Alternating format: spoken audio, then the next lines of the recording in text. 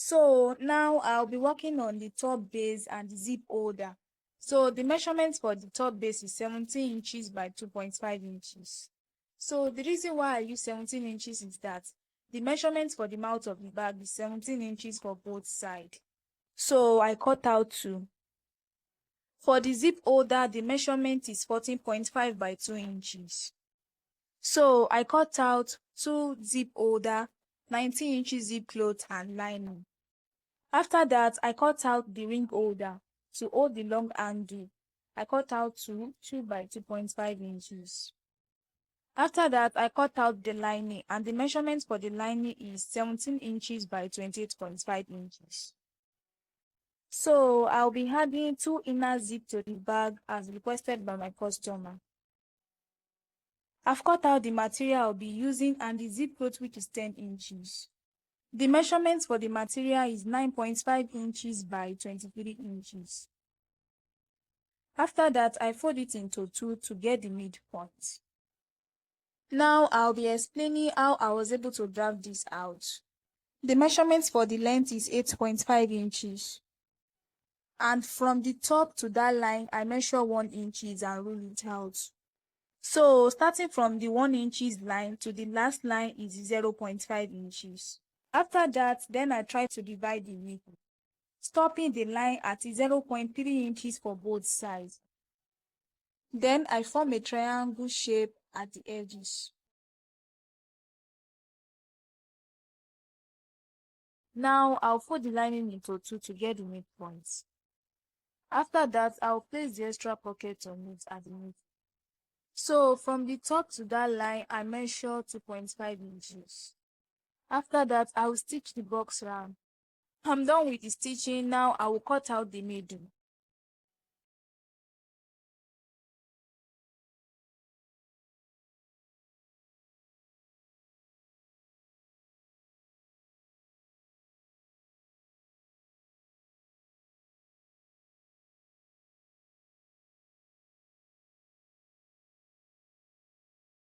So for the leather to be able to move to the back side very well, I have to top stitch the front of the line.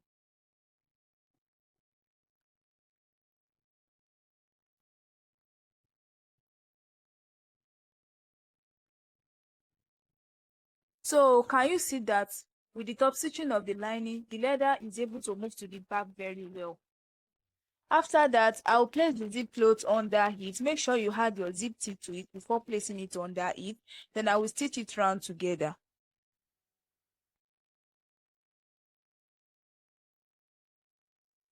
Now I will turn it to the back side to fold the leather together for stitching.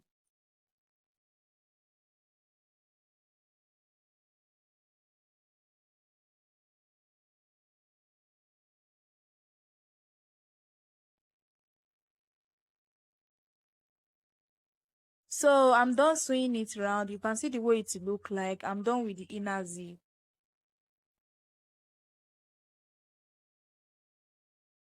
And I've also done the second inner zip also the way I did to the first one.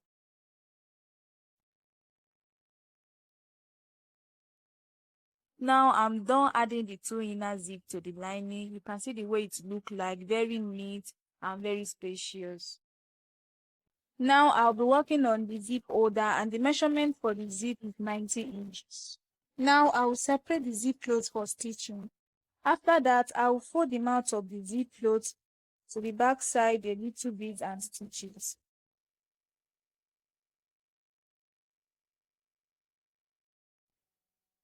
So for the zip holder, I turn it to the back side and for each side I measure 0.5 inches. I will stitch the zip cloth and the zip holder together, right side facing each other, starting from 0.5 inches and stop at 0.5 inches together with lining. So this is it after sewing it. I start from 0.5 and stop at 0.5. I will fold the 0.5 inches to the back and I will also fold the lining to the back also. After that, I will use the lining to cover the 0.5 inches at the back. Then I will stitch it. After stitching it, then I will just stitch.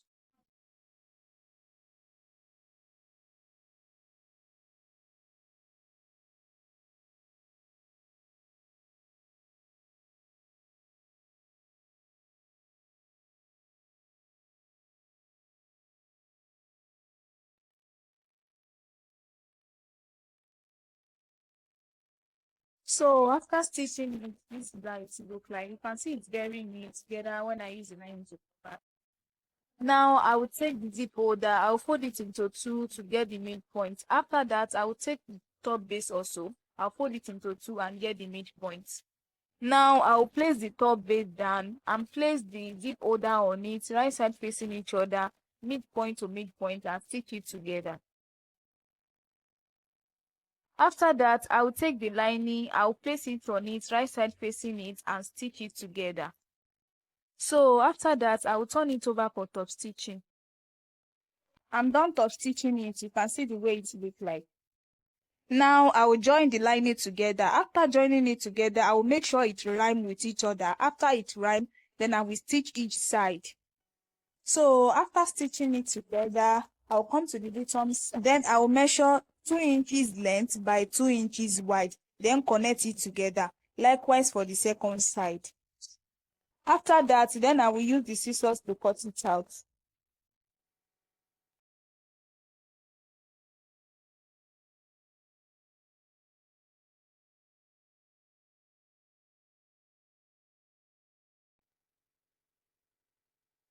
So this is how it looked like after cutting it. After that, I will join it together. Then after joining it together, I will stitch it. Then I will do the same to the second side also.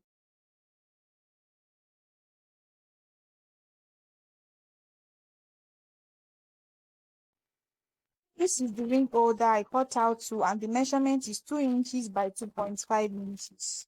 I will take the ring holder, I will fold the first side, then I will fold the second side on it.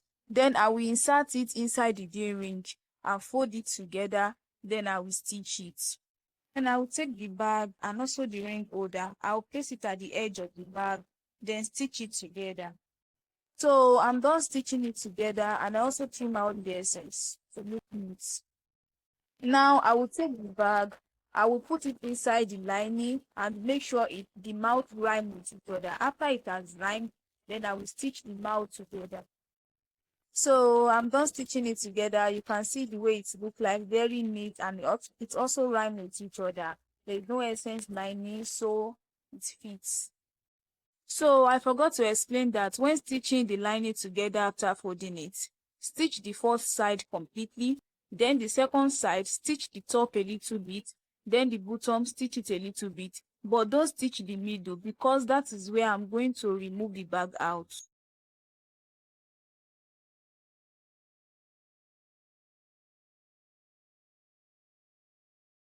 So I've removed the bag out and also pulled the lining inside. After pulling the lining inside, now I will top stitch the mouth. I'm done top stitching the mouth. You can see the way it look like, very neat. I've insert the zip teeth to the zip cloth. Then after that, I will use the zip stopper to close the mouth. So to use the stopper, what you are going to do is just get a glue, a bag glue, pour it inside the stopper just little small. Then after that, put the zip mouth into it and let it dry with it. And we have come to the end of this tote bag tutorial. I hope you followed along and learned something new. Remember, the more you practice, the better you will get. More tutorials are coming soon, so stay connected with Fit and Carry Creations. Don't forget to subscribe, like, and share this video with someone who needs it. See you in the next video. Bye!